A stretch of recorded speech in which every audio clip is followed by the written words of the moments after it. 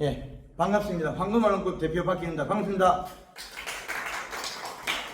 우리 창원 북창원 농협에서 우리 농군 사관학교인가요? 예, 농군 사관학교 우리 연령대 젊은 연령대가 오늘 그 자리에 같이 했는데 우리가 지금 여러분들이 재배하는 게 과수입니까? 화해입니까? 원해입니까? 어떤 종입니까? 과수예. 작물이냐? 품종은 단감. 단감이 재배되는 비료량은 최소치가 1.2입니다. 작물이 비료를 먹고 토해내는 양, 그 입속에 들어있는 탄수화물 양,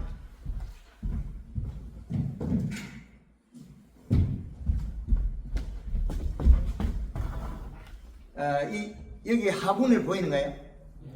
하분이 얘들이 단감이라 생각하면 아침에 가보면 잎 테두리에 송골송골 물이 맺히는 거 있어요. 보시는가요? 1액. 그러면 단감이 비료량이 부족하면 1액을 맺어요. 1액은 뭘까요? 토양 금권 미생물이 탄수화물 질소를 분해서 만든 영양소, 아미노산 단백질. 우리가 과수에서 1액. 1액은 주재료는 질소, 탄수화물, 뭐 다른 것도 많이 있습니다. 얘들이 잎 밖으로 튀어나왔을 때, 이 1액이 탄수화물이 나왔을 때 병이 발생 많이 하는 병이 잿빛 곰팡이입니다.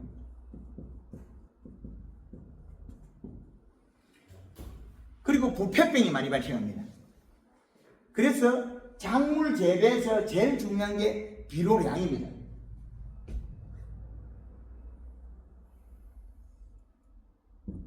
우리가 재배되는 작물은 사계절, 봄, 여름, 가을, 겨울.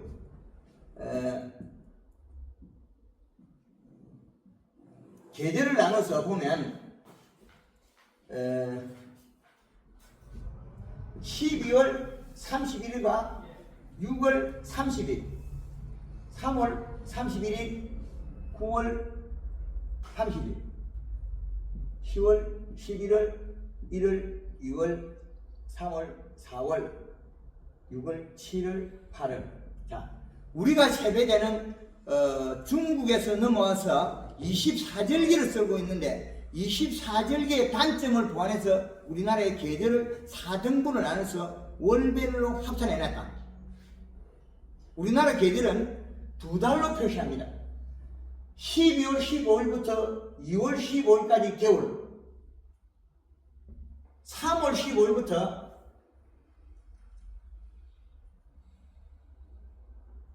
5월 15일까지 봄. 봄의 중심은 4월 15일. 여름의 중심은 7월 15일. 그 다음에 여름은 6월 15일부터 8월 15일까지 여름. 이게 왜 필요하냐면 아직까지 이 시까지 필요할 거예요. 10월 15일이 가을의 중심. 9월 15일부터 11월 15일까지 가을. 그러면 이 계절에 햇볕을 받아서 광합성을 해서 필요한 비료량을 나눠놨다. 비료량. 겨울에는 이 시값이 2.7 이하가 좋더라. 전기전도도. 그래서 기술센터에서 토양 분석표 맨 마지막에 붙어 있는 게 전기전도도가 붙어 있어요. 그런데 그 전기전도는 높게 나와 있어요. 근데 현장에서 쓰는 거는 전기전도도를 요 기계로 측정합니다. 이 기계는. 그래서 이 센서를 잡고 기계를 켜고 눌러서 5초 안에 답이 나오는 거죠. 우리가 작물 재배해서. 그러면 여기에서 이 시값을 다시 읽으면 되겠죠.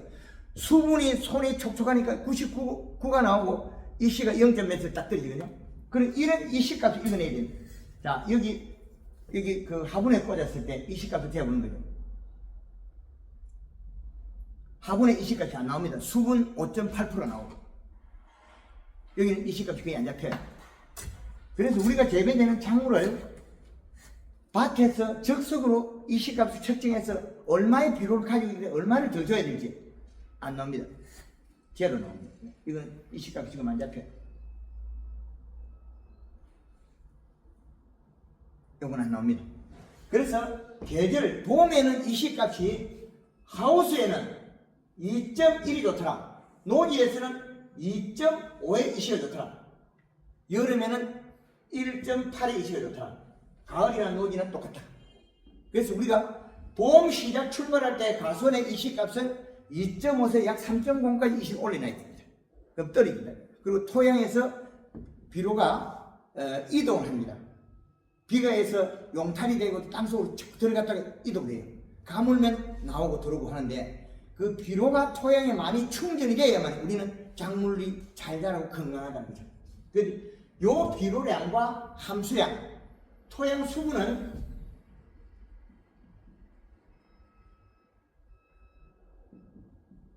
(35%에서 45% 제일 적정하더라. 그래서 우리는 이 계절의 비료값을 계산해내면 지금 제일 좋겠죠. 그럼 오늘이 5월 30날이기 때문에 우리는 이 시값이 내려와야 돼요. 1.8이고 2.5지 않습니까? 그러면 지금 현재는 1.8에서 2.0이 제일 좋다는 거예요. 비료량이. 이 비료량을 어떻게 줘야 되느냐? 기술센터에서 토양을 분석하는 게 좋다.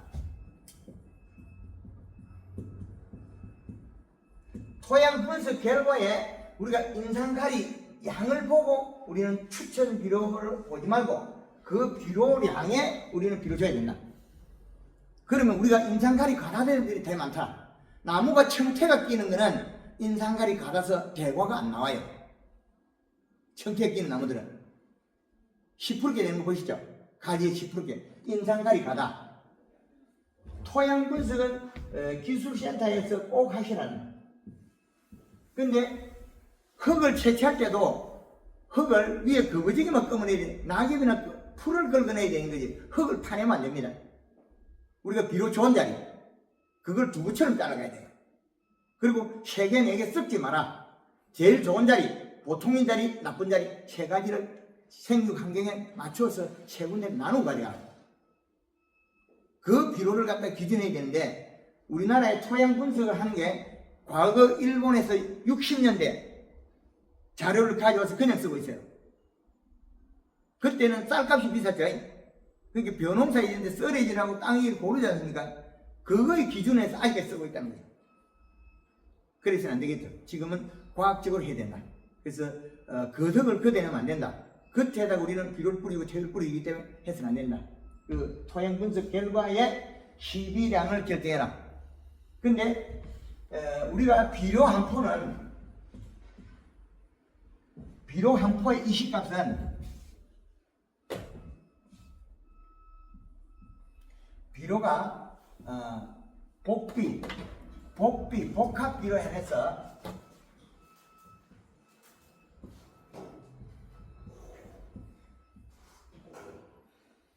1포 100평에 뿌리고 로타리 쳤을 때 이게 개문을 했을 때 이식값이 0.8에 준하더라. 이거는 100% 맞을 수도 있고 안 맞을 수 있습니다. 그래서 우리가 비료 주는 양은 주당 지금 몇 킬로 주냐 그 근건에서 비료량 이식을 계산해야 되겠죠. 그래서 지금 현재 과수라면 이식값은 지금 현재 요 시점에 이식값은 1.8에서 2.0이 제일 좋다.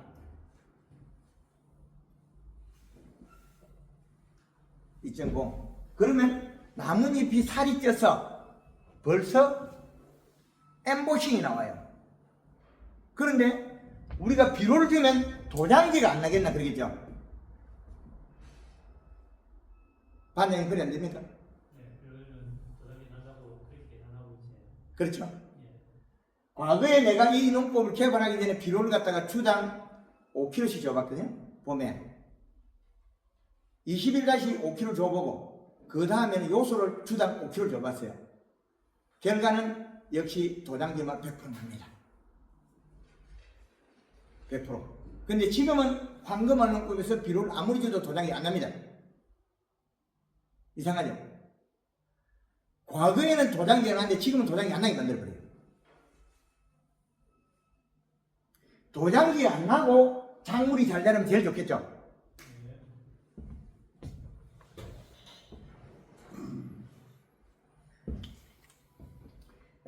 지금 제가 준 자료에 넘겨보면 황금을 자료에 보면 식물 그림이 단감에서 4대 공식 자료가 있을 거예요.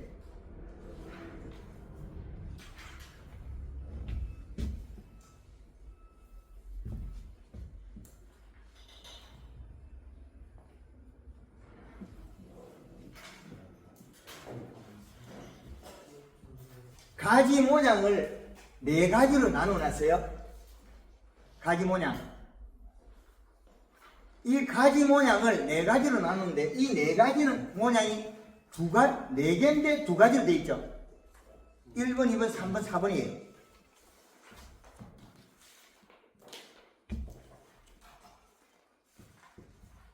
엽이 안 날렸을 때 가지 모양이에요. 그 여기다가 잎을 붙이면 이 모양이 바뀌어요. 형태가. 그런데 우리가 요런 놈들은 도장지가 나요. 요것도. 그런데 요래 좋은 놈도 도장지가 안 나요. 식물은 자기 순의 에너지를 어떻게 흐를지 결정을 따로 하더라는 거죠. 결정은 전년도 나이테가 이 나이테에서 이 나이테를 쓰고 있어요. 그런데 올 봄에 이 나이테를 바꿔요. 전년도 가지 나이테에서 정지를 시키고 새로운 나이테를 만든다는 거예요. 요 위에 요 새로운 요 위에 청. 그럼 올해 만들면 이걸 쓰거든요. 양쪽으로 만들어서. 근데 요 나이테 만드는 거는 누구에서 해요? 잎에서 만들거든요.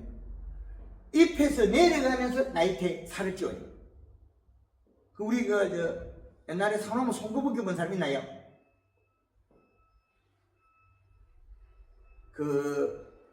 진성 노래에 젖은 목픽하는 거 있죠. 소나무 가지를 꺾어서 그 껍질을 벗기고 안에 속껍질을 먹었거든요. 배고파서. 그런 시절이 있었다는 거예요. 근데 요 꿀청, 우리가 나무를 깎아보면 우리 박피할 때 보면 꿀청이 생기죠. 그 꿀청을 언제 만드냐? 봄에 잎에서 만드는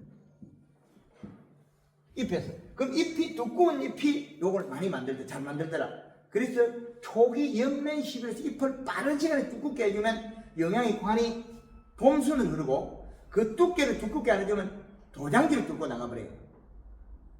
그런데 지금 우리 회원들이 비료를 황금을 먹고 회원들이 비료를 그렇게 많이 주고 있어도 도장지 안 나요. 그럼 도장지가 나는 원인을 파악해서 안 나게 만들면 봄순으로 영양이 움직이게 만들어요. 봄순으로 영양이 움직이다 보면 도장지가 발생 안 하거든요. 그래서 여기에서 보면 잎이 요 크기를 재보면 15cm, 여기에 중간에 잎은 25cm 1번. 그냥 이 과실은 크고 좋다. 이 잎이 크기 때문에 감이 횡이 늘어나. 그 다음에 요거는 가지 모양 같은데 이 잎은 10cm, 요 잎은 20cm. 그럼 이 과일은 꽃받침이 적고 고가 높다. 위로. 그래서 우리 대다수는 감을 따가보면 고가 높은 것들이 많아요. 그런데 이것마저도 안 되는 경우가 있다. 그거는 가리 가다 고온열상으로서 여름 생육이 멈춰버리면 고가 낮아져요. 여름에. 그리고 3번은 잎의 크기는 15cm, 크기 25cm 동일하다는 거예요. 그러나 이거는 잎이 길이가 길 뿐이 두께가 없기 때문에 과일이 작아져 버렸어요. 이건 납작하게 작게 나와요. 이렇게. 그리고 여기는 우리가 감 작은 것 따는 거죠. 8cm, 16cm. 그 다음에 요거는 아주 소과가 나오겠죠. 이 과일들을 우리는 바꿀 수가 있다. 대과를 만들 수 있다. 아직까지. 잎의 두께를 두텁게 만들어서 잎의 두께를 두텁게 만들어서 뿌리 발달을 시켜서 비료를 가져오면 되니까. 비료를 지상부로. 뿌리가 발달을 스스로 하지 않더라. 잎에서 영향이 내려가면서 나무 가지를 살을 찌우고 뿌리를 도달해서 비료를 가져오는데 요 껍질이 잎에서 내려가면서 속살을 찌운 거. 체간부, 물간부, 영양 이동의 관. 그쪽이 두껍고 살이 찐 부위를 찾아오더라는 거죠. 작물들이 전년도에 가지 붓기와 체내 양분에 따라서 순이 나와요. 그러나 이 순이 나왔던 게 영양을 돌려보내주지 않으니까 영향 안 준다는 거죠. 얘네들은. 그래서 봄순에서 연면시비에서 잎을 두텁게 만들어주면 도장지가 안 납니다. 그리고 작년에 대과를 만들 수 있다.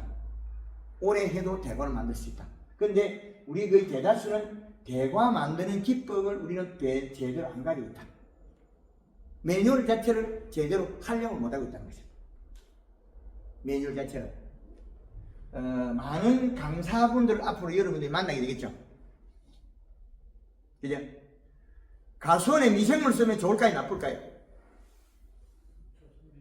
망한다. 100% 망한다, 그거는. 탄수화물과 질소를 먹어버려가지고 나무가 노화돼버려, 바로. 대한민국 전역에서 미생물을 함부로 쓰지 말고 강의한 사람이 저밖에 없어요. 퇴비도 하면 안 되겠네요. 퇴비는 완숙시키게 쓰는 거죠. 퇴비도 쓰지 말아 그래. 왜? 토양 분석 결과 요 양에 따라서 인상가리가 많거나 유기물이 많으면 쓰지 말아 그래도 필요 없다. 비료성분은 결국은 물이 밑에 미생물을 증가시키는 그런 역할을 하는 건 아니지 않습니까? 비료성분이. 그러면 토양의 힘이 결국은 좋아야지 보존력이나 이런 게 좋아지는데 그게 토양 분석 결과에 다 나온다. 유기물 함량, 이식값, 비료량, 토양량 나오는데 미생물을 쓰게 되면 우리가 질소, 탄수화물, 여탄양을 먹고 유기물을 분해한 데 써버려요. 그리고 방구를 끼버려요. 그럼 누가 없어지나요? 질소물이 없어질 거예요. 그래서 빠른 노화가 일어나요. 조라고 쓴 미생물이 때로는 해가 되기 때문에 이거는 우리가 사용할 때는 필히 시험을 해보고 하든지 아주 고민을 많이 해보고 써라. 그래서 황금알 농법에서는 꼭 필요의 목적이 있지 않을 때는 미생물을 쓰지 마라. 그래서 이 네 가지를 봤을 때 요 같은 경우는 잎의 크기가 작습니다. 센티미터 2번 표 그림을 보면 되겠죠. 책에 있는 거. 2번 그림 속에 있는 것은 잎의 크기가 작기 때문에 이 과일은 봄에 5월 10일 이전까지만 연면시비를 자주 해줘서 잎의 크기만 키워나면 뿌리나 모등이 좋기 때문에 지나면 알아서 커요. 그 다음으로서 12량만 맞추면 됩니다. 비료량만. 그런데 요 같은 경우들은 봄부터 가을까지 연면시 충분히 해주지 않으면 과일이 작아져 버려요. 왜 그러냐면 뿌리가 양이 적기 때문에. 잎 두께가 얇아서 뿌리 활자를 적게 하고 있기 때문에 비료를 잘 못 흡수한다는 거죠.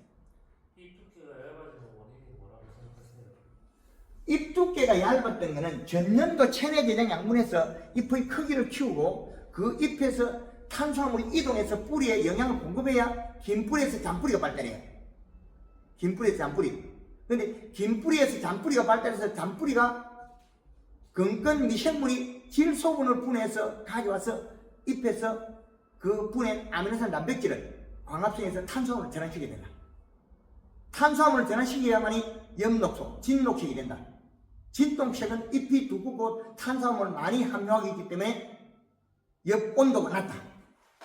그래서 우리가 알아야 될 게 요소비료는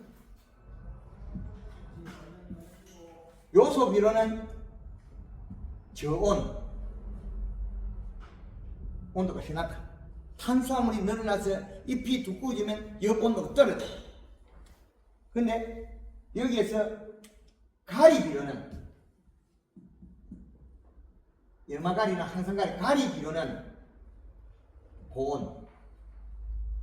요거는 가리비료는 토양 분석에 우리가 대다수가 많다는 거예요. 그래서 가리비료는 8월 15일 유나 9월 달에 써야만이 양달에 따라서 다르다. 그런데 우리가 앞으로는 엽 온도를 체크해야 되겠죠. 엽 온도를. 엽 온도를 체크해서 비교를 많이 해야 될 겁니다. 그리고 엽록소 측정기를 사서 잎에 들어있는 엽록소량도 측정해야 돼요. 엽록소량. 그리고 토양의 이식값도 충분히 해야 돼요. 저희가 앞에 수업을 들을 때 가리 같은 경우는 이제 장마철 고온기 7월달 수분이 되게 많을 때 가리를 투입을 해가지고 공변세포를 활성화시켜서 증산작용을 더 하게 하면 좋다고 그렇게. 가리가 들어가면 이동이 빨라서 엽에 들어있는 탄수화물 이동이 빨라서 엽 두께가 얇아져서 더위를 더 타서 감이 소각을 만들어요. 근데 장마철에 습이 많을 때는 증산작용을 빨리 해가지고 물을 빨아먹은 거 빨리 증산작용을 시켜야 되잖아요. 그래서 가리를 주면 공변세포가 그러면 열려서 단순하게는 보기는 그게 맞으나 엽 두께가 얇으면 일액을 맺어서 망해버려요. 잎 두께가 탄수화물 농도만큼 물을 먹어내는데 탄수화물 농도가 낮은 상태에서 가리를 쓰게 되면 일액을 더 많이 뱉어서 꽃받침대에 잿빛 곰팡이 더 많이 생겨요. 근데 저희 우리나라 같은 경우는 이제 장마철이기 때문에 가습이 자. 문제가 되잖아요. 가습이 문제가 되는데 가습을 이기는 방법은 잎 속에 탄수화물 양도를 늘리면 됩니다. 그래서 하우스 노지 고치 같은 경우는 고추밭이 여기까지 물이 들어도 안 죽어요. 고추밭이 물 들면 죽잖아요. 비 오기 전날 전일 연면십에 설탕량을 늘려가지고 잎 속에 탄수화물을 늘려버려요. 흙골에다 요소비를 많이 주고.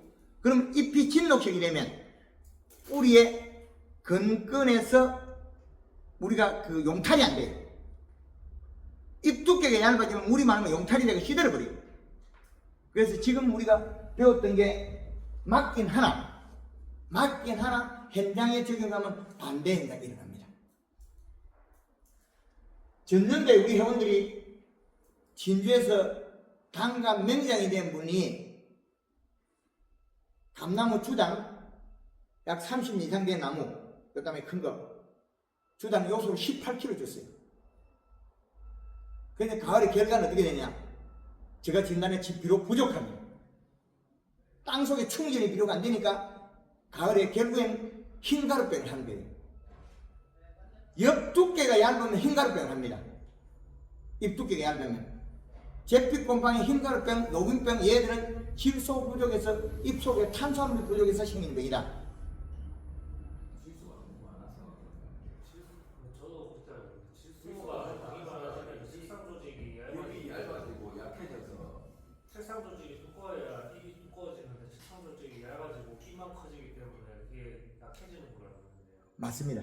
거기까지가 현재 우리가 알고 있는 배우는 거예요.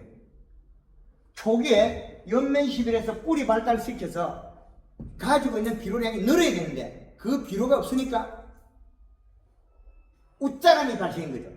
그 웃자람이 발생한 시는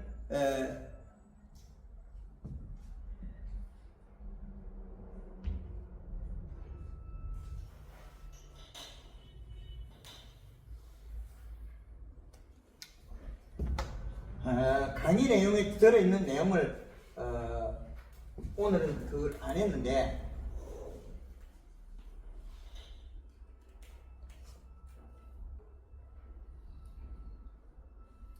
비료량이 부족하면 고추가 키워집니다. 단감이 비료가 부족하면 절간이 늘어나 버려요. 그 이식값을 기준을 잡아놓은 건데 우리들이 지금 알고 있는 이식값은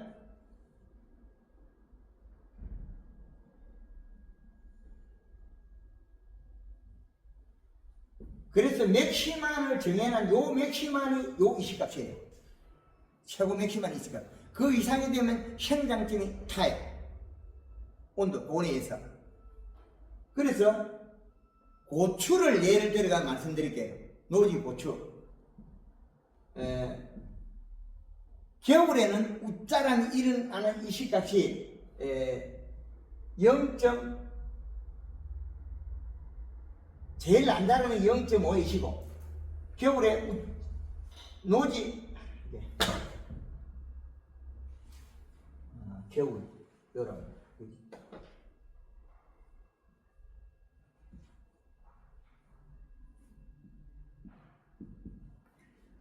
이 시값이 겨울에 이 시값은 잘 못 나갈 때 이 시값은 0.8이다.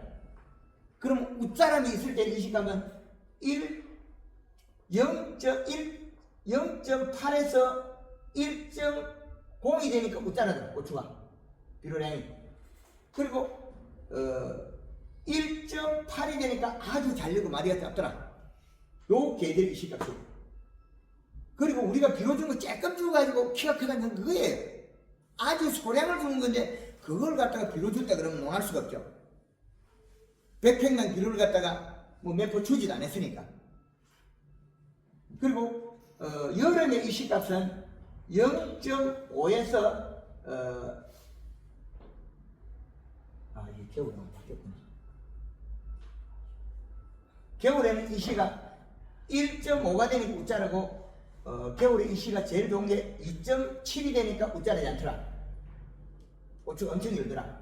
그리고 여름에는 0.8에서 1.0이 되니까 웃자라더라 고추가. 그리고 1.8이 되면 웃자라지네. 그럼 단감이 우리가 이 시값이 낮아서 잎이 크긴 거예요. 낮아서 잎 두께가 얇아서 웃자라다. 이 시값이라는 게 되게 그 안에 녹아져 있는 이온 그 플러스 마이너스 이온 맞습니다. 하는 건데 그게 만약에 맞습니다. 필요한 뭐 질소라든지 뭐 N이나 K가 말고도 나머지 다른 물질들이 있어도 이 시값이 올라가는데 그거를 어떻게 확실하게 그걸 하나요? 우리가 지금 측정해 보셨습니까? 측정은 안 해봤지만 저는 측정이 있습니까? 아니요. 저는 그래서 대한민국 전역에 강원도부터 제주도까지 기준값 잡아놓은 거를 이제 예시해서 말씀드리는데, 그래서 우리가 토양에 우리가 가지고 있는 잔량들이 단감에서 거의 20값이, 우리가 단감이 0.5에서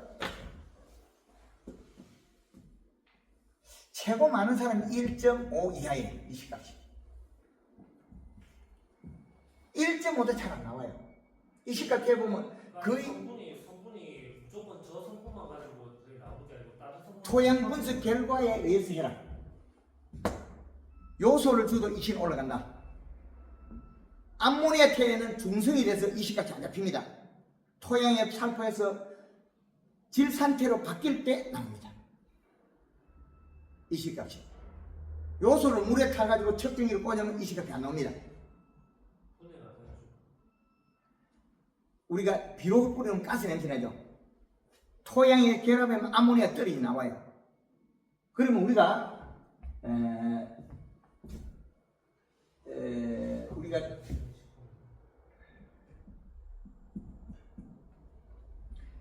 우리가 거의 재배되는 작물들이 그 이식값이 질병을 많이 하는 이식값. 질병을 많이 이식값은 0.6에서 0.82 1액을 제일 많이 맞더라. 1액.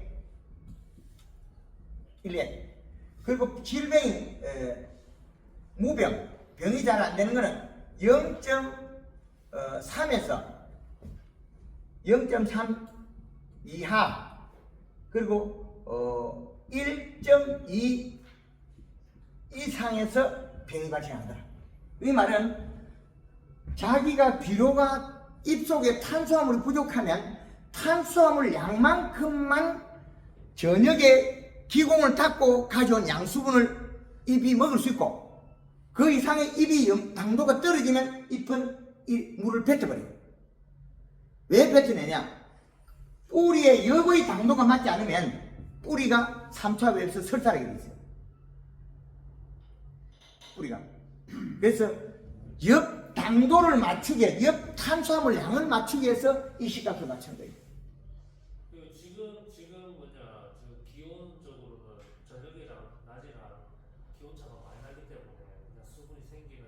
그거는 갤러행상. 그러니까 그렇게 해서 그 입에 물이 생길 수가 있는데 그거는 갤러행상이죠.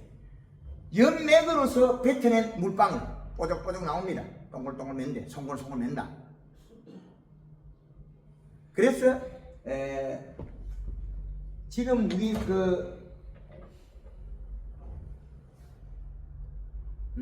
감자, 역병 약 치지 마라. 이 식감 맞추면 이력을 하면 배안 온다. 마늘, 고자리파리, 무름뼈 이 식값이 낮아서 온 거다. 비료의 양을 이 식감 맞추면 안 온다. 그 배추, 강원도 고랭지 배추, 그리고 우리 양파 같은 거 심어놓은 거 약을 많이 뿌리고 있어. 그 너무 뿌리지 말고 그거 필요 없다. 이 식감만, 요 개들의 이 식감만 맞추면 잎이 두꺼워서 탄수화물 농도가 높으면 햇볕에 받아 직사광선에서 세포가 안 상하기 때문에 병이 발생 안 한다. 그래서 우리가 앞으로도 많은 기회가 되면 그 황금어농구 자료 강의를 보면 기초 이론들이 많이 나와요. 지금 우리가 가지고 있는 게 우리가 농사 짓는데 도움이 되느냐? 돈을 벌 거냐? 돈을 버는 방법을 해야 된다. 돈 버는 농사. 돈 버는 농사. 그래서 우리가 알고 있는 그 벽을 정보량을 더 넓혀야만이 정보량의 폭이 경제적 소득의 폭이라고 보면 됩니다. 그래서 우리는 이 씨값을 이렇게 낮게 가져가면 작물이 아주 소가가 나와요. 노릇탱탱해요. 산에 있는 감나무 감 붙어 있죠. 산에 가보면 산감들 이 씨값이 낮아요. 근데 병을 잘 안 해. 왜? 일액 물방울 속에 들어있는 나온 거 나오긴 나오는데 영양이 없어가지고 일액 속에 아미단 단백질이 안 나와요. 근데 우리가 비료를 줘갖고 일액을 내주면 병이 발생해요. 그게 신의 경지에 도달한 송이버섯의 그 결과물이에요. 송이버섯 재배하려고 하면 소나무에다 비료 주고 송이버섯 균을 갖다 놔요. 그러면 소나무가 이 씨값을 0.6에서 0.8을 맞추면 일액을 줄줄 뱉어요. 물방울을 계속 내놓는다는 거예요.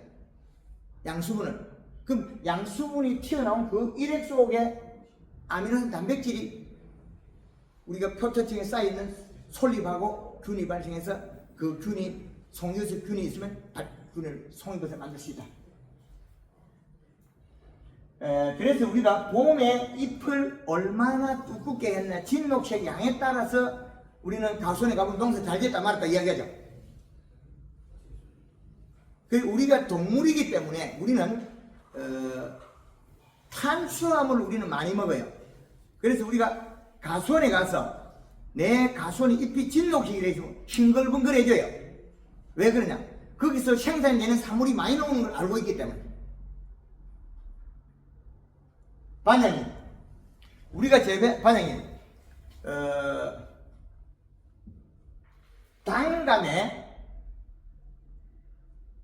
단감에 엽의 색깔을 몇 도라고 기준을 알고 있는가요? 진녹색에서 몇 초의 도수나 잎의 표면적 어떻게 표현되는 게 있나요? 엽녹수 측정해 본 게 있나요?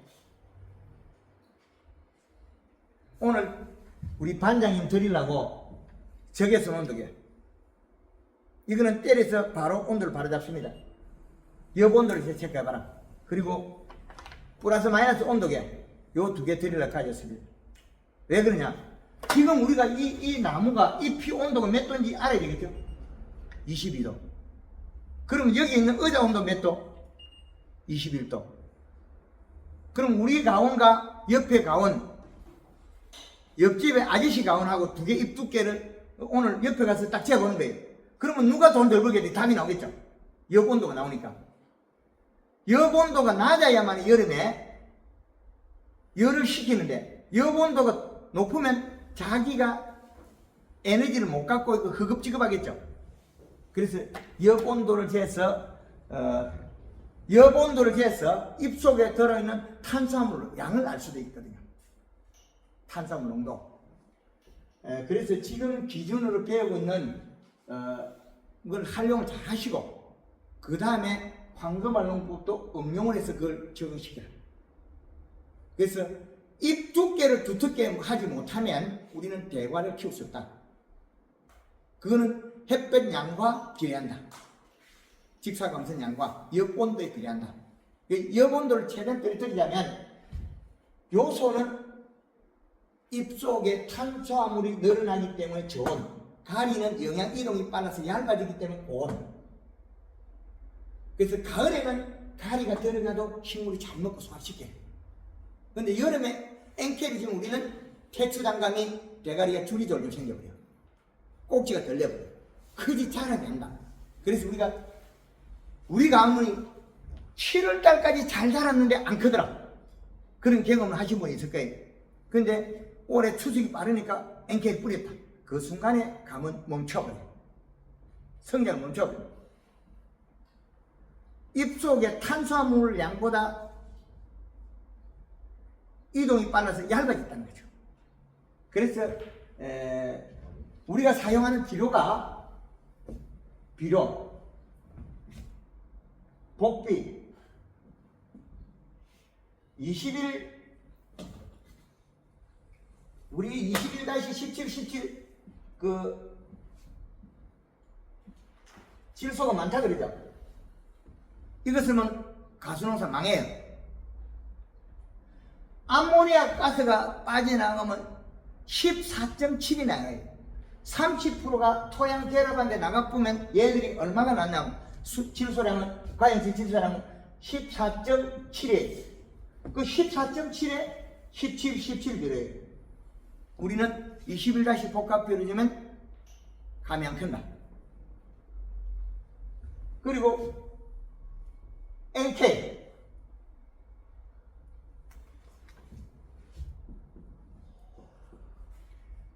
18-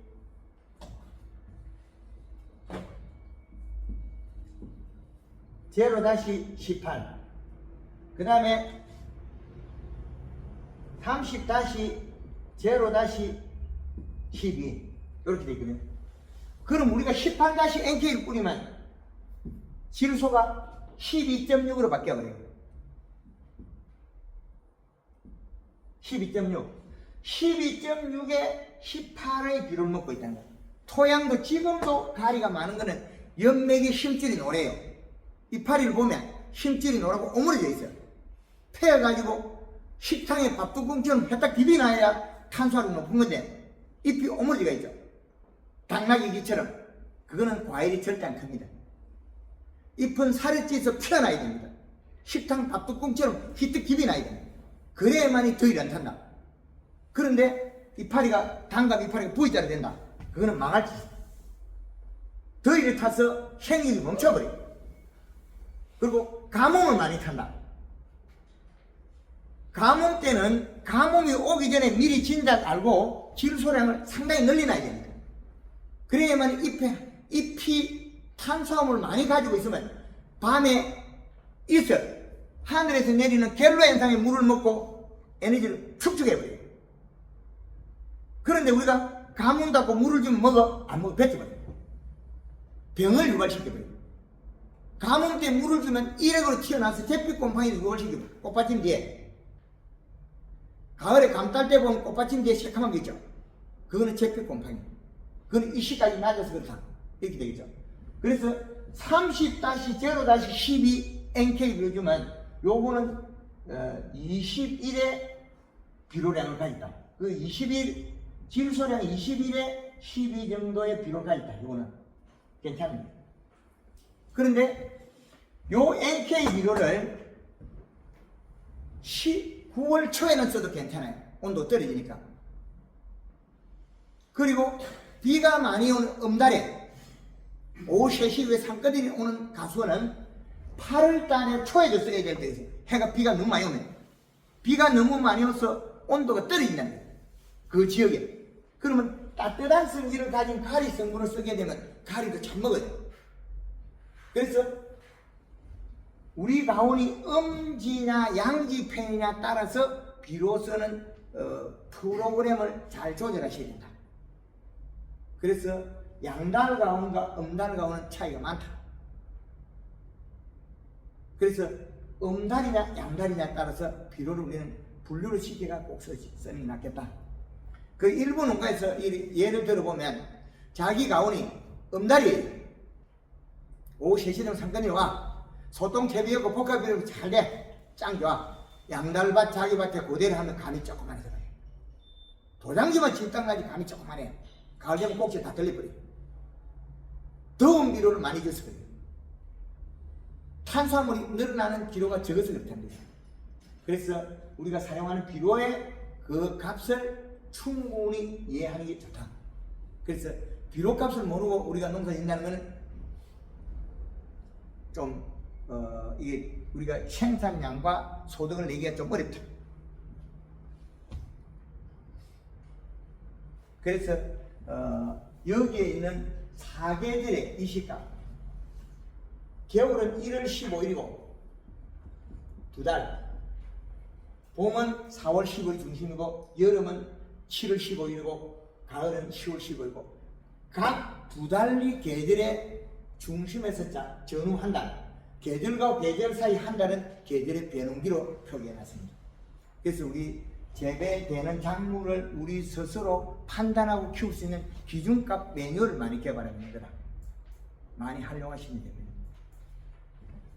그리고 지금 우리 상반기가 7월 15일로 기준을 잡아놨거든요. 우리 만생경이기 때문에 7월 15일 이전에는 이 작물 재배에서는 상반기 여기서는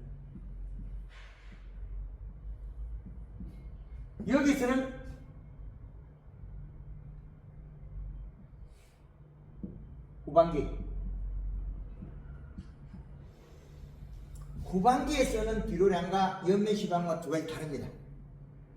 그때 후반기에는 얘들이 생환경이 완전히 변화가 일어난 시점이에요.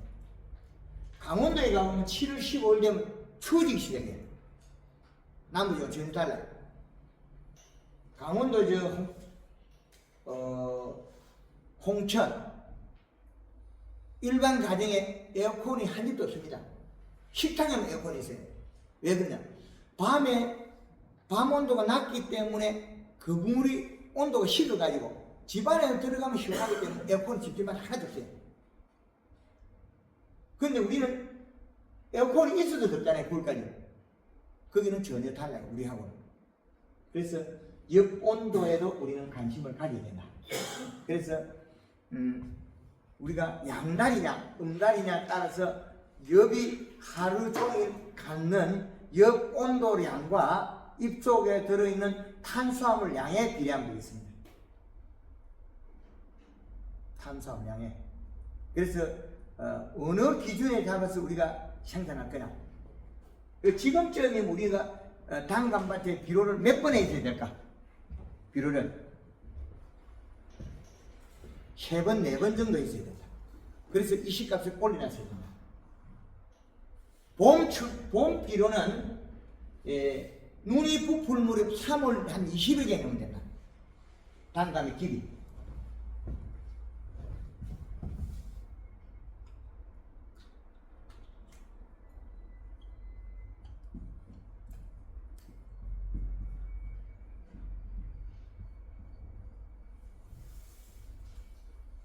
(3월 20일경에) 비료를 줘서 이 시값을 눈이 부풀 때 긴 뿌리가 나온 눈에서 긴 뿌리가 나오도 긴 뿌리도 비료를 흡수한다. 그렇기 때문에 3월 20일경에 눈이 부풀 무렵에 우리는 요 시기가 비료를 주는 게 된다. 기비. 그런데 퇴비를 우리가 주는 거를 포대퇴비를 몽창 붓는 거는 그 자리에 염도가 너무 높아지기 때문에 될 수 있는 얇게 흩어져라. 얇게. 폭삭 뽑으면 이파리가 감 이파리가 3번째, 4번째 잎이 요렇게 조그만해져 버린다. 오그러지고. 잎이 오그러지는 주 원인은 가리가 많은 퇴비에 녹아있는 성분을 빨아먹고 잎이 오그러져 버린다. 잎이 오그러진다. 오그러지기 때문에 안 좋다. 그래서 퇴비를 댈 수 있으면 가격 싸다고 몽창몽창 붙지 마라. 그거는 장애 요인이 된다. 토양 분석 결과 인산가리, 칼슘, 마그네슘, 유기물이 없을 때는 좀 약하게 쓰지만 유기물도 충분하다면 퇴비 그거 보야가 되지 마라. 해가 된다. 인산이 많고 가리가 많아서 더 피해가 크다. 닭똥비료가 가리가 많고 대이똥비료가 가리가 많고 우분이 좀 적긴 하나 비록 탭이 너무 좋아하지 마라. 소가 나오고 가을에 꼭지들이 너무 많이 일어난다. 이렇게 가리가 달아서 성장 안 한다는 뜻이에요. 그래서 우리가 주는 탭이 태비는 10개 펴주라.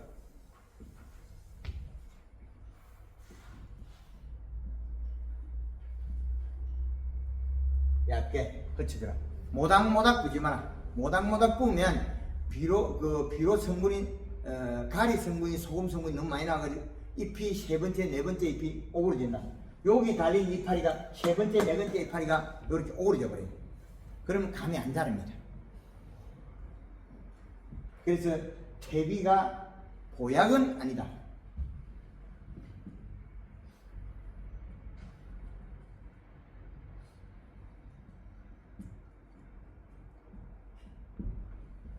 단감에는 미생물을 잘 안 씁니다. 특별하게. 그런데 포도라든지 시설 쪽에서는 미생물을 많이 간주하는데 그 미생물이 때로는 해가 된다. 그리고 퇴비도 우리가 완전 완숙을 시켜야 되는데 미숙된 퇴비를 우리가 갖다 뿌리면 토양에 있는 질소분을 뺏어 먹어버립니다. 그러면 우리 토양에 있는 질소가 더 농도가 떨어져요. 이 예는 이거를 예를 들어 이야기하면 창녕 쪽에 마늘 심는 분들이 500평에서 600평 되는 마늘밭에 가을에 볏짚을 썰어야면 요소를 2% 더 우회를 써요. 볏짚을 삭힐 때 쓰기 때문에 별도로 더 엮는다. 그래서 비료의 이식값을 토양에 미생물 분해 때 사용할 수 있는 질소분을 공급해 주는 거죠. 그래서 질소분은 중요하긴 합니다. 그리고 우리가 쓰는 퇴비는 보약이 아니고 그래서 퇴비는 완숙 퇴비를 쓰는 게 제일 경제력이 높다. 그렇게 또 한 말씀 드립니다. 지금 우리 저만 이렇게 강의를 하는 것 같은데 저만. 그래서 질문을 받으면서 하는 걸로 바꾸겠습니다.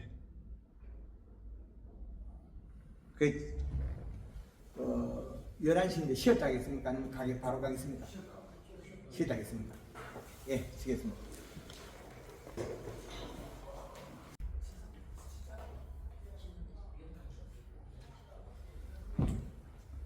예, 전 시간에 이어서 단감 쪽에 우리 재배되는 분들이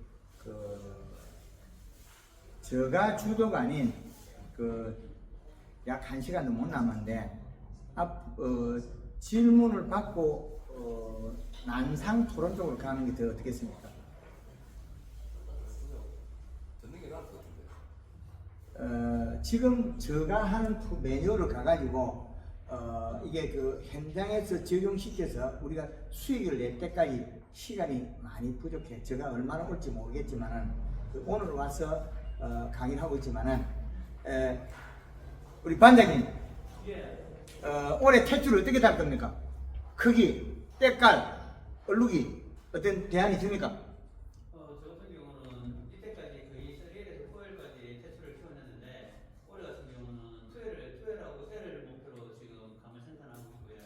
예. 올해 같은 경우는 또 추석이 빠르다니까 예. 추석이 빠르기 때문에 가지를 조금 더 키울 수 있게끔 저 같은 경우는 12부터도 지금 12도 작년보다는 조금 일찍부터 다시 시작한 것도 있고 12뿐만 아니고 간수를 조금 더 신경을 쓰고 있고요.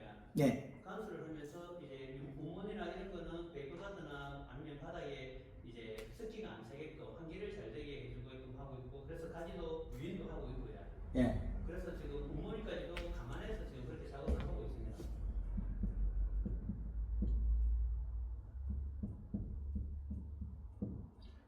이건 문문이는 가리 가다 고온열상에서 과피가 멈췄기 때문에 생긴 일입니다.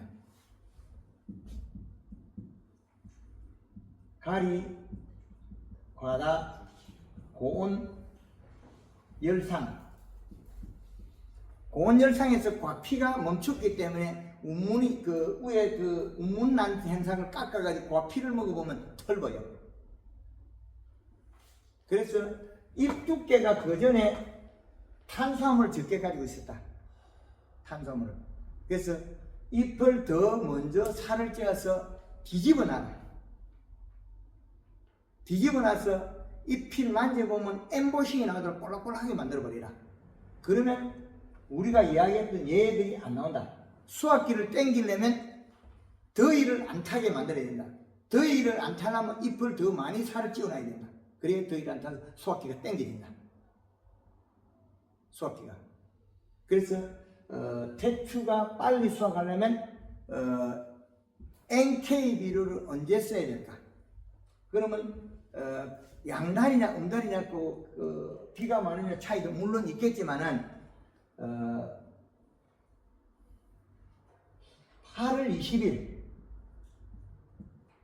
20일에서 9월 초에 거의 써야 되는 거예요. 그 말은 그 전에 잎이 두꺼워서 잎이 살이 쪄서 볼록볼록 엠보싱이 나와 있어야 된다. 그래야만이 더위를 안 타고 대과가 되고 조문 현상, 운문 현상이 발생한다. 요게 몇 프로 정도 발생하는 거예요? 저는 초반에 그 잠깐 나타나는 5에서 10% 이상 그 9월 초에 따른 거 빼고 나오면 그 다음부터는 크게 나타나지 않습니다. 어머니도 많이 줄어버립니다. 맞습니다. 정확하게 얘기했습니다. 이 감이 나무가 이렇게 있는 것들에 가령 여기에 있는 과실들이 빨리 자라요.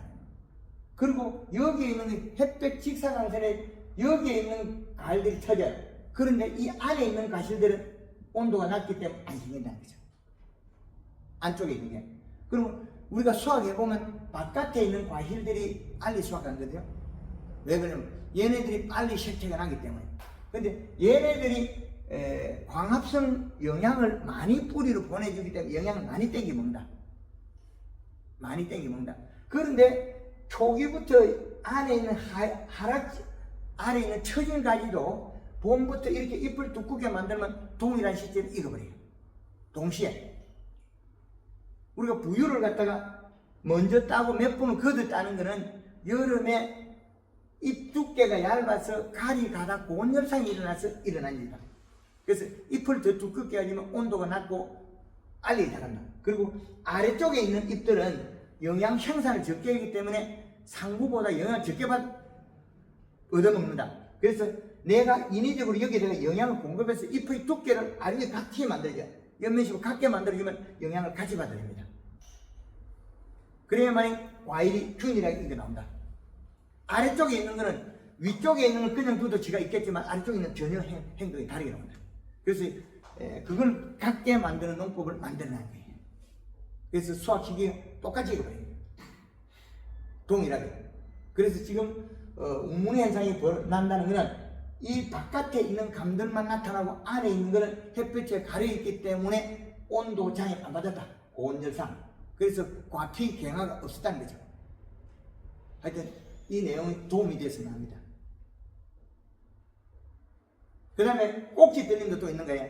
부유단감이나 일부에서. 꼭지 같은 경우는 초반에 그것도 똑같이 초반에 조금 나타나지만 나중에 되면 꼭지 들림이 일어나면 대부분 이렇게 홍시되는 현상이 같이 나타나더라고요. 그렇죠. 꼭지 들림이 나타나면 거의 다 빠져버리기 때문에 막상 수확할 때는 그렇게 많다라고는 사실 양성이 힘들 것 같아요. 꼭지 들림 자체가 하나도 안 생기는 100%. 하나도 안 생기지는 않죠. 생각보다 없다라고 말하기는 힘들 것 같은데요. 하나도 안 생기게 만들어졌어요.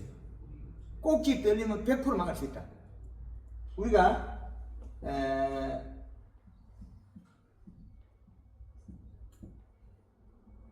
꼭지 떨어지는 거 떨림. 꼭지가 왜 떨어지냐면 여름에 성장을 못해서 세포가 경화가 돼서 가을에 시원해지니까 자라니까 과피는 못 자라고 과육이 자라는 거예요. 그 과육이 자라면 껍질이 두꺼운 부유단감은 꼭지 떨림이 일어나고 태추는 종문 현상이 일어나는 거예요. 두 가지가. 그럼 태추도 고온열상을 더 많이 받은 것들은 안쪽의 과육이 경화가 된 것들은 꼭지들이 일어나요. 과육이.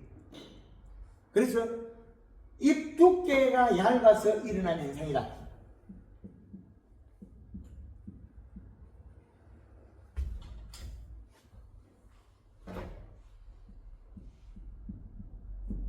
잎의 두께.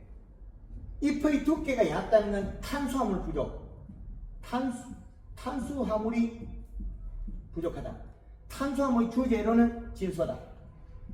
질소 부족에 대한 현상이 동반인 거다. 이렇게. 그래서 일부 구간을 두고 시험 데이터를 내면 아마 그 효과를 많이 보실 겁니다. 효과는. 그래서 우리가 사용하는 비료들의 이식값이 한 포의 비료 이식값이나 그 다음에 성분에 대한 부분을 우리는 더 기술을 좁혀야 된다. 그래야만이 실질적으로 우리가 가을에 수확했을 때 상품성이 더 좋아진다. 그리고 과일이 우유당과 그냥 따가지고 보면 이렇게 고가 둥글어져야 되는데 여기 가다가 이렇게 못 커버리는 게 있어요. 꼭 올라가다가 못 크는 거는 여름에 고온에 열상이 돼서 성장 멈추고 싹 낮아진 것도 있어요. 그리고 햇빛 보는 부위가 더 작아져 있고 이쪽이 햇빛 맞은 쪽이 더 작아져 버려요. 그 가리 가다가 고온 열상입니다. 그런데 잎 직사광선에서 여기 맞았는데 결국엔 잎으로 가야 돼요. 잎에서 가야 돼요. 잎에 있는 현상은 뿌리로 가야 돼요. 두 몸 자체가 하나이기 때문에. 그래서 양달에는 어떻게 해야 돼? 음지 어떻게 해야 돼? 그 차이겠죠.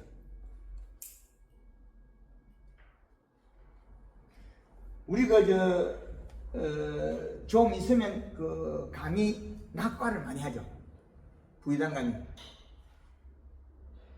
그것 또한 잎 두께가 얇아서 온도를 못 견뎌서 일어났다는 결론은 같아요. 여기에 보면 6월 15일부터 여름이거든요. 그런데 6월 15일 이전에 5월 15일부터 6월 15일 계절의 변홍기가 들어있거든요. 이때는 날씨가 더울 때는 여름하고 똑같다는 거예요. 이거는 추울 때는 봄하고 똑같고 이 계절의 변홍기는. 그래서 여기에서 고온을 맞으면 과실을 떨어가고요. 그러면 결국엔 입속에 탄수화물이 부족하면 과실의 체온을 못 시키기 때문에 자기 생명 유지를 위해서 떨어가고요. 그리고 여름에 고온이 발생하면 우리 태출 장갑에 그 그림에 있죠? 삐뚤어진 거 나오죠? 쪼개진 거. 그 책에 우리 그 교재에 들어있는 거 보면 과일이 이렇게 된 이렇게 쪼개진 거 있죠? 이쪽에 반쪼가리 비틀어진 거. 꽃이 폈을 때 우리 책에 있는 과일이 털어진 거. 그 털어진 그 주 원인은 이 과일이 잘못된 그 주 원인은 여름에 잎 두께가 얇아서 꽃눈이 고온 열상을 입어서 세포 조직이 바뀌어버린 거예요. 여름에. 그럼 여름에 잘못된 게 언제 나타나냐? 올해 꽃 피면 나타나겠죠. 그래서 꽃눈이 잘못되고 있다. 꽃눈이 고온 열상으로 잘못되고 있다. 그래서 여름에 우리는 엽을 두텁게 만들어서 진녹색으로 만들어서 모모의 단감나무의 체온을 많이 떨어뜨려놔야 돼요. 그래야만이 대과를 생산하고 조기 수확할 수 있다. 그러면 여름에 고온 열상으로 인해서 머뭇머뭇하고 안 자라는 시기 때문에 수확기가 딜레이 된다는 거죠. 늦어진다. 우리 그 단감 늦게 따는 거 있지 않습니까? 끝에 따는 거. 그것들이 보면 대과가 없죠. 소과죠. 그런데 소과가 된 주 원인이 아래쪽에 들어있어 영양을 공급 못 받아서 이런 것도 있는가 하면 거의 대다수는 여름에 잎 두께가 얇아서 고온 열상으로서 생육이 멈춰 있다가 늦게 자라게 돼요.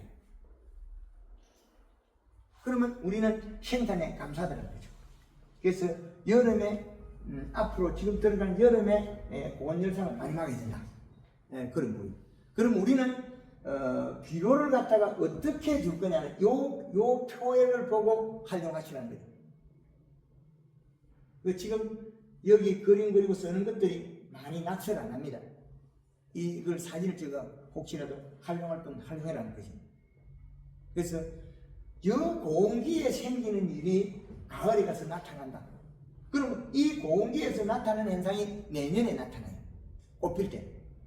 기현가. 기현가 발생은 우리가 여름에 꽃눈이 만들어질 때 일어난 일이다.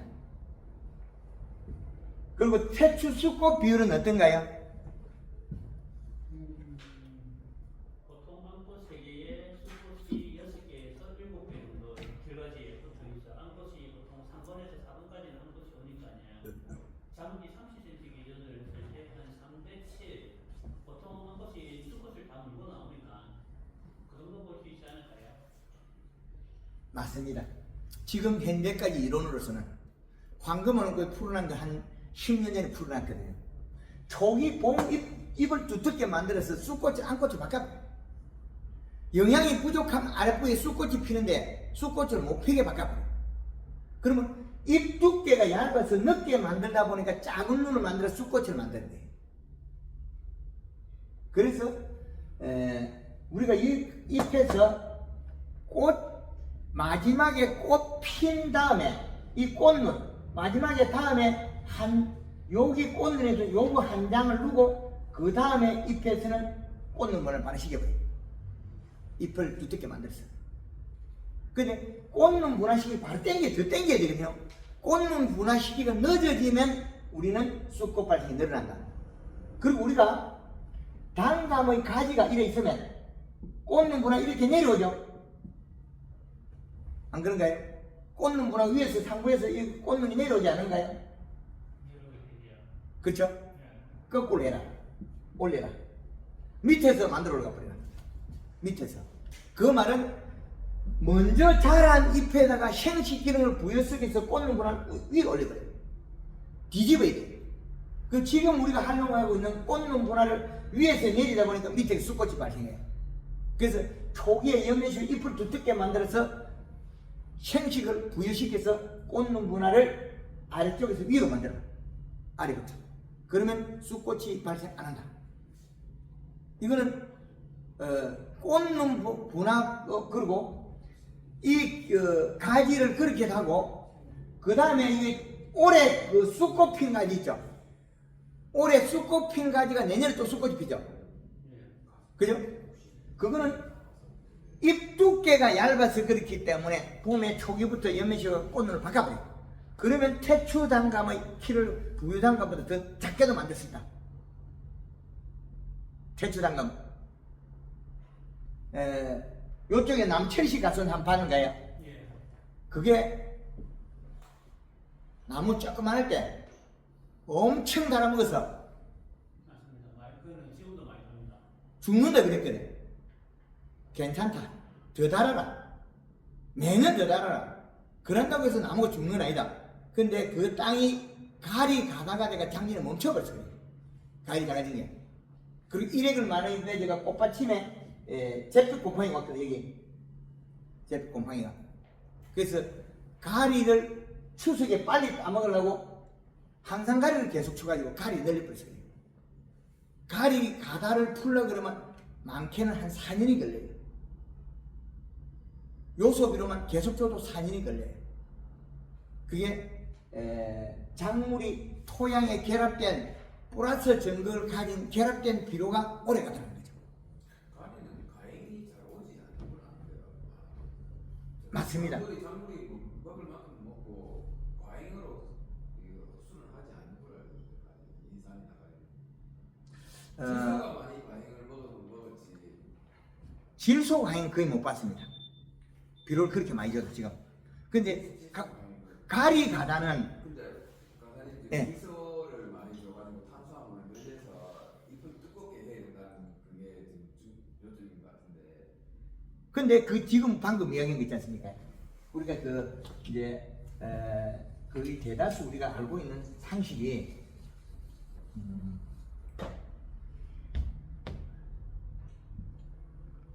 근데 질소를 많이 줘가지고 영양 생태가 해버리면 지금 수정이 돼 있는 과들도 생기적 낙하가 더 심해지지 않을까요? 반대입니다. 잎을 두껍게 만든다고 질소를 더 요소나 질소를 더 투입해가지고 영양 성장을 더 가진 신초를 더 키워버리면 생존 낙하가 더 일어나. 지금 우리가 이제 한번 보겠습니다. 식물한테 비빔밥을 해주자는 비빔밥. 우리가 식물한테 밥을 준다는 거는 비빔밥에 밥에 해당하는 거는 질소. 요거는 마이너스 증거를 가졌습니다. 마이너스 증거. 그리고 나물에 해당하는 거는 요거는 플러스 증거를 가졌어요. 토양 결합이 잘 됩니다. 질소는 마이너스 증거이기 때문에 음이온이나 유기물의 합성이 잘 되고 결합이 되는데 일반적으로서는 결합이 잘 안 돼요. 토양 정극 자체가 마이너스이기 때문에. 그리고 나물에 해당하는 것은 인산. 토양 마이너스 정극에 달라붙는 게 제일 달라붙은 게 우리가 인산, 가리, 칼슘, 마그네슘. 얘들은 플러스 정극이 되게 잘 달라붙어요. 그런데 질소분은 잘 안 붙어요. 그 다음에 양념에 해당하는 건 미량요소. 미량. 그래서 이 구성이 틀어지니까 안 되더라고요. 그래서 그 진주에 우리 그 김희호 맹장인 가원에 닭똥태비, 소똥태비, 대똥태비를 계속 쓰고 나니까 감이 쬐끄만하게 못 써요. 작년 1년 내에 줬던 비료가 주당 요소를 한 18kg 줬어요. 가을에 감 딸 때 질소 부족. 18kg 주는데 질소 부족, 흰갈병이 오더라. 그래서 올해는 작년에 주는 게 비료가 누적이 돼 있으니까 지금 벌써 한 4kg 이상 줬을 거예요, 주당. 요소 비료를. 근데 토양 분석기가 이게 너무 많다는 거예요. 그 요것들이 많을 때 우리가 나무에 보면 청태가 껴요. 10% 껴요. 그리고 또 나무 잎을 요렇게 딱 보면 이파리 있지 않습니까? 요거는 요놈이 보면 힘줄이 노래요. 힘줄이 노란 것들이 가리 가다요. 이파리 얼룩얼룩한 거야? 우리 그 책에 보면 이 이파리가 약간 얼룩얼룩한 건 마그네슘 부족 그러잖아요. 그죠? 그건 마그네슘 부족이 아니고 탄수화물 부족으로 생긴 일이다. 그래서 질소비를 빠른 시간에 흡수해서 탄수화물이 늘어나니까 그건 없어지더라는 거죠. 마그네슘 살포하면 더위를 더 타요. 왜 그러냐면 플러스 전극이거든요. 얘들은 플러스 전극을 가졌기 때문에 그 더위를 더 타요. 우리는 마그네슘을 주면 잎이 진녹색이 되어 더 좋아졌다고 이렇게 배웠는데 실질적으로 해보니까 그 반대더라고요. 그런데 웬만큼 많이 안 주는 이상 인산이나 가리나 칼슘은 과잉이 되지 않을 거라. 맞습니다. 토양에 고정화돼가지고 흡착이 돼 있고 아무리 많이 줘도 어느 정도 흡수하는 거는 작물이 얼마 흡수를 못 한다더라고요. 맞습니다. 그런데 결과는 반대더라고요. 인산이나 가리가 과잉이 돼가지고 작물이 나타난다는 것은 거의 여태까지 어디 자료라든지 본 적이 없어가지고. 지금 우리 앞으로 우리 지금 배우는 분들이 프로가 돼서 나가서 전체 우리가 그 농업에 그 주축들이 돼야 될 분들인데 우리가 이거를 파헤쳐서 풀어내지 않으면 뒤 후세들이나 그 옆에서는 또 모르는 상태에 넘어가요. 또 모르는 상태로. 그래서 얘네들이 땅에 결합이 돼가지고 가만히 있어요. 그런데 우리가 재배되는 이 작물도 뿌리가 있어요. 그런데 여기에서는 유기산을 방사해요. 유기산. 그럼 유기산이 녹여버려요. 녹여서 먹고 나무가 시퍼렇게 청태가 끼어버려요. 청태. 근데 청태가 끼고 또 이렇게 풀이 살아요. 요소비를 주어가지고 형태가 안 끼고 이끼가 말라 죽어버려요. 요소를 주면. 그런데 우리가 뿌리에 유기산이 나와서 땅의 산소가 되는 것도 요 예. 뿌리가 유기산을 내놓는 거죠. 자기가 녹여서 먹는다는 거죠. 근데 얘들이 돌가루도 녹이는 유기산, 돌도 인산이고 마그네슘도 돌이에요. 근데 그걸 녹이는 기능을 가지고 있어요. 유기산이. 그래서 이 플러스 전극들이 과다된 것들이 과일이 잘 들어. 그것도 햇볕에 직사광선에 또 관계가 있더라. 오후 3시에 상권을 내린 거와 해질녘까지 양날을 딱 바라보는 거예요. 이거는 하늘 땅 차이. 그게 시원한 비로 저온이 되는 요소 비료를 가졌느냐, 고온이 되는 가리 비료를 가졌느냐. 아까 전에 진주의 그분이 이야기한 질소를 요소를 18kg 줬는데 제대로 먹지 못해서 과일이 작아졌다. 그런데 요소 같은 거는 암모늄 제대로 알고 있는. 암모니아 질소에서 그래서 저기 인산이나 가리하고 기남작용으로 해서 흡수가 안 되는 거 아닐까요? 아니 전자에 몸에 들어있는 것 때문에 안 돼. 질소를 아니요, 몸에 일산대 질소를 좀 줘버렸으면 그렇게 많이 투입은 안 하고도.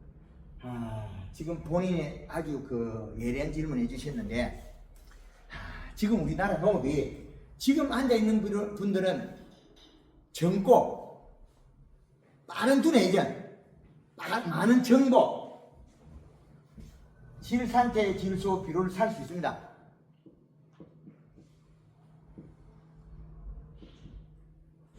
그러나 우리나라의 대다수의 농민들은 농협 거래밖에 안 해요. 그래서 오늘 이 자료가 유튜브에 다시 올라가서 많은 사람들의 길잡이가 될 건데, 그러면 여기에서 질산태를 쓰라 그러면 대한민국 농민들이 강원도에서 질산태, 제주도에서 질산태, 전라도에서 질산태가 이거 없습니다. 공부를 받을 수 없어요. 좋은 방법이 있지만 때로는 말을 못한다. 좋은 방법이 있지만 그 방법이 알려지면 구하지를 못해 풍계에서 일어나버려요. 식용유 재활용 식용유 유막 코팅하지 썰어 그러니까 식용유 풍계에서 일어나버려요. 외국에서 콩 생산이 조금 적었거든요. 통닭집에서 식용유 빼내보니까 그 식용유가 비누 만들 때 또 부족해져 버려요. 황금을 농구 회원들이 설탕 많이 쓰는 사람 1톤을 써버려요. 설탕을 1톤을 써버린다고. 그러면 우리가 먹어야 되는 설탕을 비료의 기준에서 사용해버리거든요. 그러면 설탕이 또 가격이 폭등해요. 그러면 야라에 뭐. 그런데 수입 비료 안 쓴다, 한국은. 그래서 질소에 칼슘이 같이 포함되어 있는 그런. 그러면 토양 나이트라나 아니면 카시니트 이런 종류를 많이 쓰면 남해학이나 국내 비료 업체에서 그렇게 지산제를 따로 만들지 않을까요? 물론 맞습니다. 소비가 그래서 만들면 우리 농민들은 더 싸게 살 수 있죠. 그렇죠, 맞습니다. 그런데 칼슘이라는 게 토양 분석은 다 많아요. 거의 대다수가. 그래서 마그네슘도 많더라, 가리도 많더라, 인산도 많더라. 이게 많게는 3배, 4배, 5배 들어있어요. 그래서 이것들이 장애를 일으키면서 생산이 감소하기 때문에 이것 안 쓰고 암모니아 질소를 썼을 때 우리가 요소 비료가 46%거든요. 46%를 30% 빼면 16을 빼도 30이라는 숫자가 남아요. 그럼 얘는 30%의 질산태가 남아있다는 거예요. 통계라면. 그리고 언제든지 농협에 가서 다 쓸 수 있다는 거예요. 요게, 요 비료가. 그래서 작기가 우리가 빨아붓는 토양에 결합하는 시간만 조금 두면 되니까. 시간만. 여유를, 시간만 조금 주면 되니까 이 비료를 권장하는 거죠. 비료를. 근데 누가 편리하게 만드냐 그 차이거든요. 근데 우리가 나무들이 단감나무들이고 사과고 배고 복숭아 다들이 나무가 청태가 끼더라. 그래서 청태 뺏기는 약을 또 치고 있어요. 이건 실 때문에 또 하는 거죠. 그러면 두 번 죽이는 짓을 하고 있어. 우리는 손해를. 질소를 줘서 인산가리를 낮춰서 순환을 시키니까 안 생긴다는 거예요. 인산을 많이 먹었는데 인산에 토해내더라는 거예요. 어디로 토해내냐? 피부로 튀어내. 그런데 인산이 토해낸 것이 피부에 나와 있는데 그에 대해서 말하는 사람 아무도 없거든요. 인산이 튀어나오는데. 이거를 엄청 느린 걸 알고 있는데 그게 흡수가 많이 안 되는 걸 알고 있어요. 되게 먹습니다. 엄청나게 몸에 들어있고 그 놈들이 나무 껍질이 보면 우리가 자세히 보면 시프에 우리 전정한다고 이 가지 자른 자리 있죠? 여기 딱 자르고 요렇게 한 자리 있죠? 여기 요 메디 요 자리 보면 말란 자리 그 나무 목질부 그 전면도 많은 거 있죠? 여기 새파랗게 있어요. 여기 새파랗게. 그러면 인산 과다나무예요. 그래서 제주도에 가서 백합하우스를 재배하는 꽃 재배하는 농가에서 요소만 4년을 주니까 인산이 뚝 떨어지더라는 거죠. 요소를 4년을 주니까 인산은 토양 분석 결과는 인산이 떨어졌는데 실질적으로 또 인산이 남아있어요. 4년 동안의 요소를 1년에 2번씩 재배하면서 요소만 주고 재배를 했는데 다른 거 안 주고 요소만 주고 연면식을 키웠는데 그러고 나니까 토양 분석 표현의 인산이 떨어졌어요. 그런데 바닥에 청태가 껴요. 10%게. 우리 청태 끼는 거 보시죠? 그 수질오염 주원이면 그 인산이에요. 논에 우리 그 모내기 할 때 그 10%게 뜨는 거 있잖아요. 이끼. 그죠? 인산. 그래서 우리가 알지 못하고 우리가 정보를 받아들여가지고 그게 맞다고 믿었던 게 일부가 안 맞더라. 그래서 그거를 재현해서 서로 가르쳐주는 거죠. 재현해서. 그래서 이런 결과들을 다양하게 일으켜낸 거죠. 그래서 황금어 농토는 브랜드로서 우리나라의 전역에 강원도부터 제주도까지 무료 강의를 해서 이 농업의 기준값을 설정해내고 우리 밥상에 우리 식품이 올라갔을 때 우리가 정말 몸에 필요한 영양소를 흡수해야 된다. 그게 지금 우리가 다음에 미래에 일어날 일이거든요. 아직까지 우리는 젊으니까 내 몸에 잘못된 반응들이 많이 안 일어나겠죠. 신체 나이가 젊으니까. 앞으로 50대, 60대, 70대가 됐을 때 내 모습이 어떻게 변할까요? 70대 됐을 때 신체 나이 30대 유지할 수 있냐? 관건이죠. 우리 반장님 100살 때 신체 나이 30대까지 갈 수 있겠습니까? 좋겠죠. 지금도 더 많이 들어가는. 그래서 지금 창자에 들어있는 미생물 양이 부족해서 일어난 일을 갖다가 우리는 요구르트 먹고 풀려 그러면 안 된다. 창자의 미생물 양. 그래서 지금 제가 뭐물 먹고 있나요? 부엽토 흙물 먹고 있어요.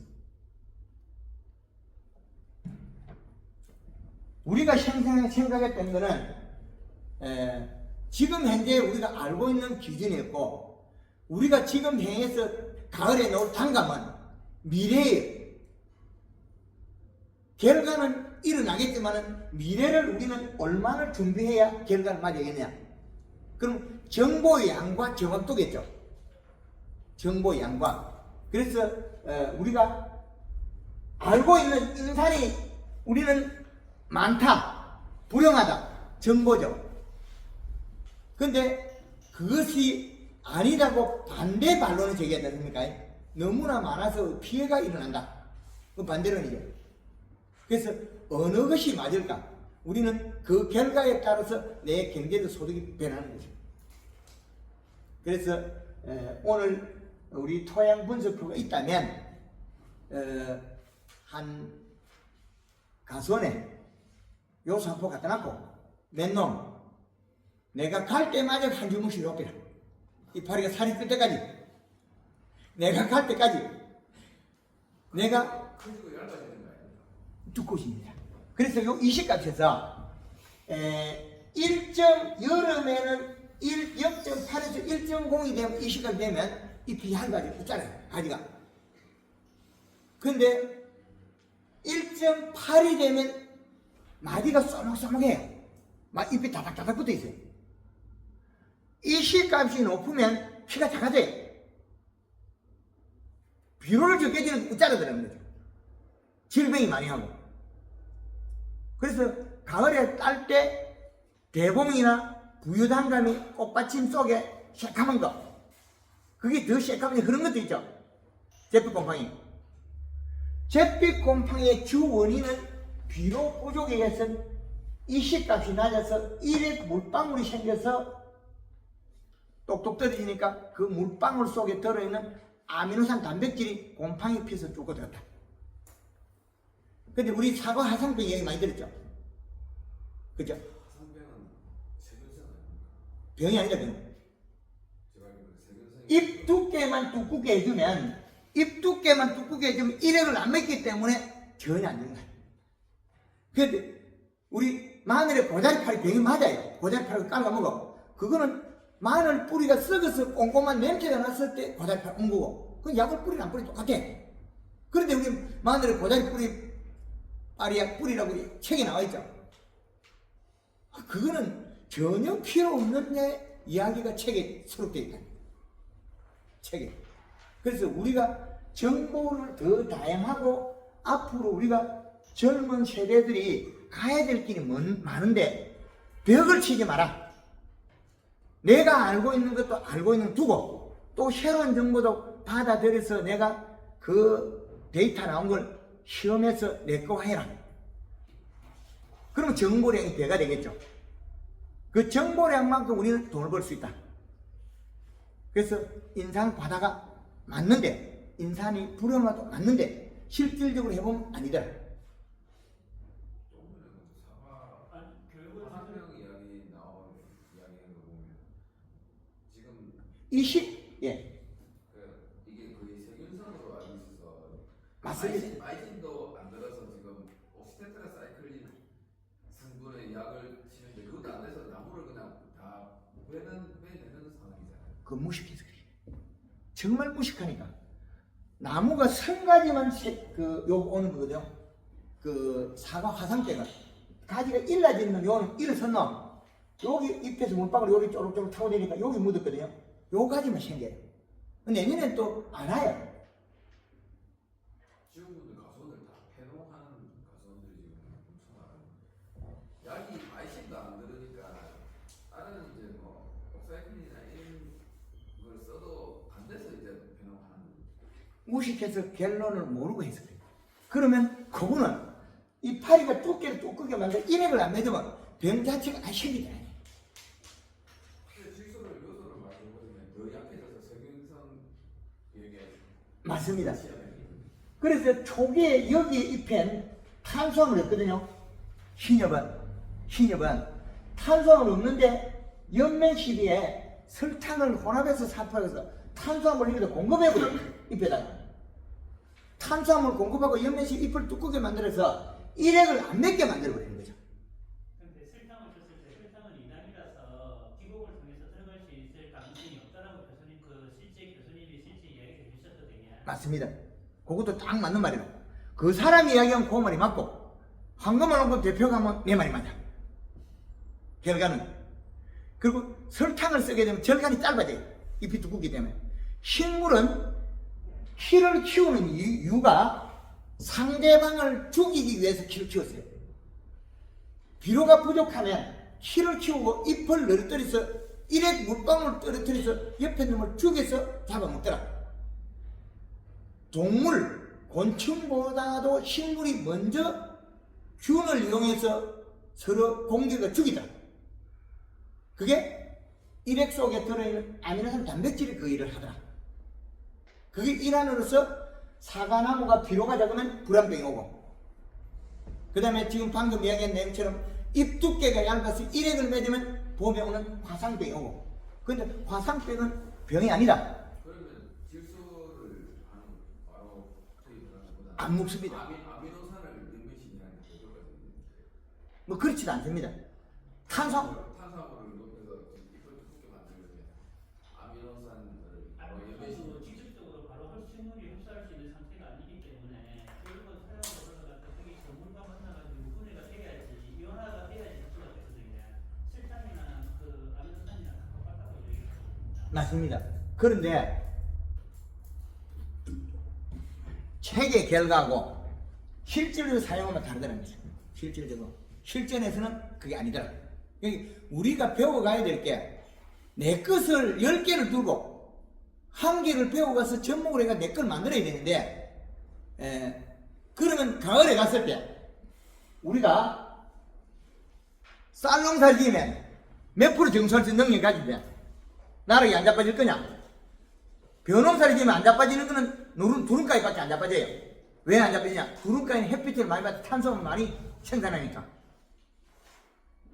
그런데 탄수화물을 내가 늘려주니까 절대 안 자빠지더라는 거예요. 잎에다가. 그리고 생산량을 마음대로 조절할 수 있다는 거예요. 그래서 벼는 해보니까 30%까지 정수가 가능하고 그 단감 같은 경우에는 경제적 소득은 3배까지 가능하더라. 수익이 창출되는 게.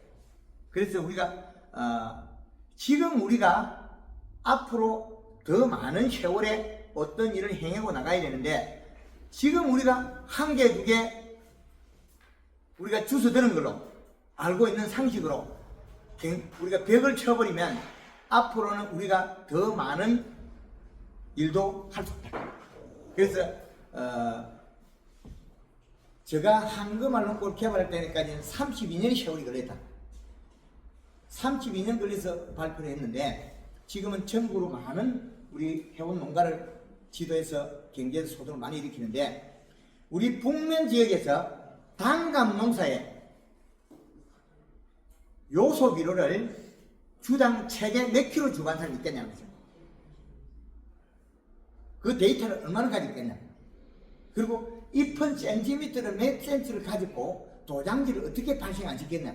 이런 데이터거든요. 근데 우리 가수원에 가보면 나무가 웃자르지도 안 하고 도장지도 없고 해마다 큰 과일이 있는 거 있죠?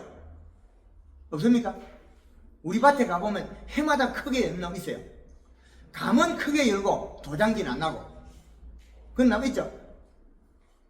도장지는 안 나고 잎이 크고 해마다 크게 여는 나무 그 모델을 우리는 인위적으로 만들어야 돼요.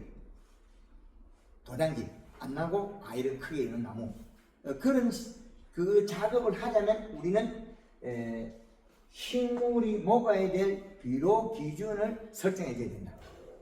근데 비료를 준다고 해서 감이 대과가 되고 좋은 과실이 나오냐? 그건 절대 아닙니다. 왜 그러냐면 뿌리가 흡수해서 잎이 두께가 두꺼워지는 그 단계가 2개가 안 맞아요.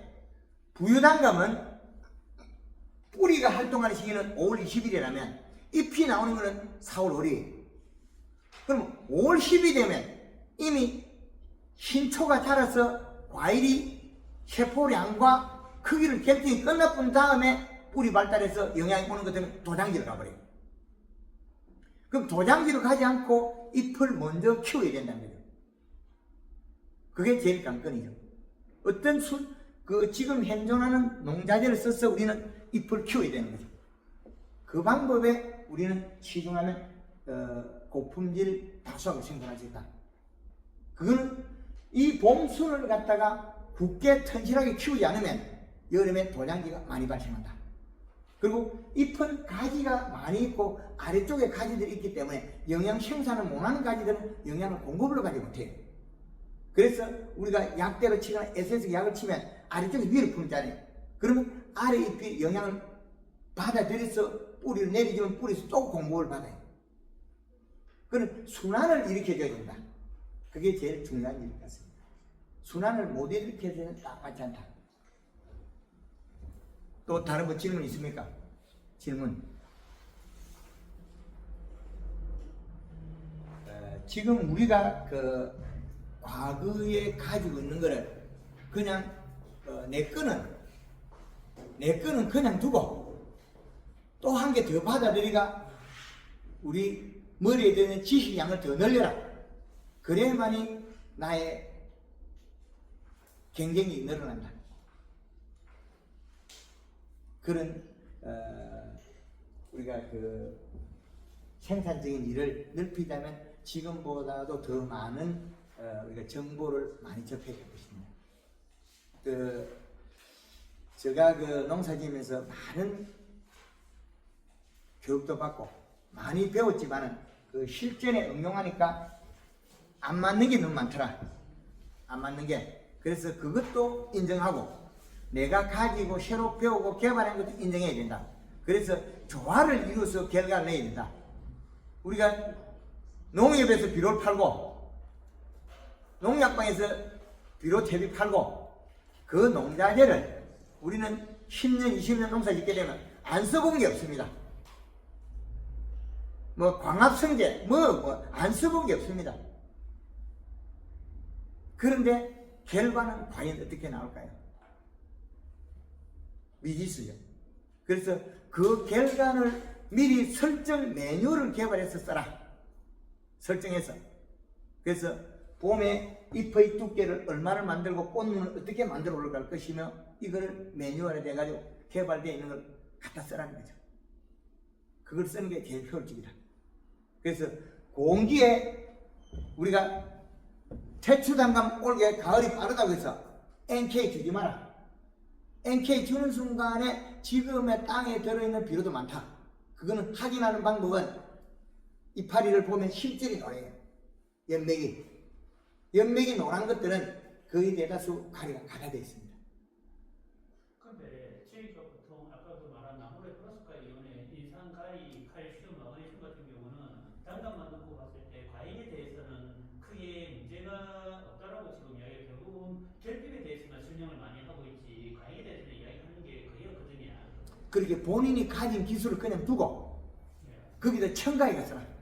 오늘 이야기하는 걸. 그래서 우리 그 반장님이 많은 우리 우회복절 여기까지 기술이 올라왔지 않습니까? 그죠? 단감을 키우고 태초가 나온 지가 뭐 한 20년이 넘어가지고 이제 우리나라의 그 소비자가 인정하는 단계에 우리도 생산 품질을 향상시켜 판매하지 않습니까? 그렇다면 그 감을 어떻게 해야 내 상품이 좋을까? 그죠? 그러면 많은 사람들의 정보를 우리 받아들여서 내가 기술 개발을 하면 힘드니까 그 방법을 한두 남 해보고 그 다음에 또 내가 한 거 하고 있고 그러면 이 비중만 1%를 하냐 3%를 하냐 몇 프로 하는 거냐 30%를 넘지 마라. 30%를 내가 기존 한 걸 하면 내 경제가 안 흔들린다. 70%는 내 방법을 하고 내가 한 폭이라도 괜찮고 뭐 반쪽은 못하잖아요. 한 나무를 시험하든지 두 나무를 시험하든지 실력을 늘려야 되는데 그게 당연히 절대 안 된다. 많게는 3년이 간다. 그리고 감은 크게 열고 도장지 안 나고 하는 나무들이 집에 가면 있습니다. 그죠? 그런 나무를 만드는 매뉴얼을 지금 오늘 가르쳐 드린 거예요. 봄순을 굳게 키워서 도장지를 안 나게 만들어라. 그리고 시비량을 적정해라. 이식값을 맞춰라. 근데 토양 분석 결과에 꼭 믿어라. 그거는 맞다. 토양 분석. 그런데 추천 비료는 절대 믿지 마라. 인산이 많이 되어 있는데 또 인산 주라고 나오는 경우 많아요. 가리가 많은데 또 주라 그래. 그러면 우리는 여름에 공기에 가리 주면 감이 작아져 버려요. 멈춰버리니까 생육이. 그래서 추천 비료는 보지 말고 토양 분석표를 매년 만들어서 그 같이 나와 같이 의논할 기회를 주면 사진을 찍어 보내면 된다. 그러면 추천 비료를 방향을 알려줄 거고 아침에 해 뜨기 전에 나무 잎을 사진을 찍어가 전송하면 됩니다. 그러면 역분석에서 비료량을 결정할 수 있습니다. 그리고 측정기를 꽂아서 비료량을 찾아야 됩니다. 토양분석표와 그 역색깔. 그래서 그 기준을 맞춰서 우리가 하는 방법이 최선의 방법이다. 이식값은 꼭 이식값은 측정해야 된다. 그리고 그의 역색으로 보았을 때와 이 식감은 두 개는 또 달라요. 그리고 우리가 잎이 이리 오므리지게 V자 식으로 당나귀 귀처럼 해라. 그거는 절대 감이 안 큽니다. 당나귀 귀처럼 이래 올라가는 살을 찌고 피라. 그래야만이 대과의 기초가 된다. 방법은 기초가 된다. 그리고 역은 살을 찌어서 피어나라. 그리고 오돌오돌하게 엠보싱을 만들어라. 그게 언제까지 빨리 맞느냐? 요 가지에서 끝눈이 한두 개 터지는 시기를 최대한 빨리 만들어. 그래야만이 과일이 꽃 피고 20일 세포량, 그 다음에 잎 두께는 횡으로 크는 양이다. 횡과 종, 단감과 딸기는 횡이 먼저 큰다. 그 다음에 후기 비대의 종이 큰다. 위로 큰다. 그래서 여름에 감이 크다가 고온 열상 입은 거는 그거 안 올라가요. 이렇게 불가요, 안 올라가. 그것들은 질소 부족에 의해서 잎이 고온 열상이 있어. 과실도 고온 열상이 함수의 부족해서. 그래서 보면 우리 가을에 늦게 따는 감 있죠, 안에 들은 거. 그것들은 가면 열상 알면 이 불가게 높죠. 늦게 가면 이렇게 올라가 있어요. 그게 과피 고온 열상이 없어서 그렇다. 그렇게 보면 되겠습니다. 뭐 다른 질문 없으면 마치도록 하겠습니다. 하여튼 오늘 이렇게 강당에 서게 해주셔서 상당히 감사합니다. 예, 감사합니다.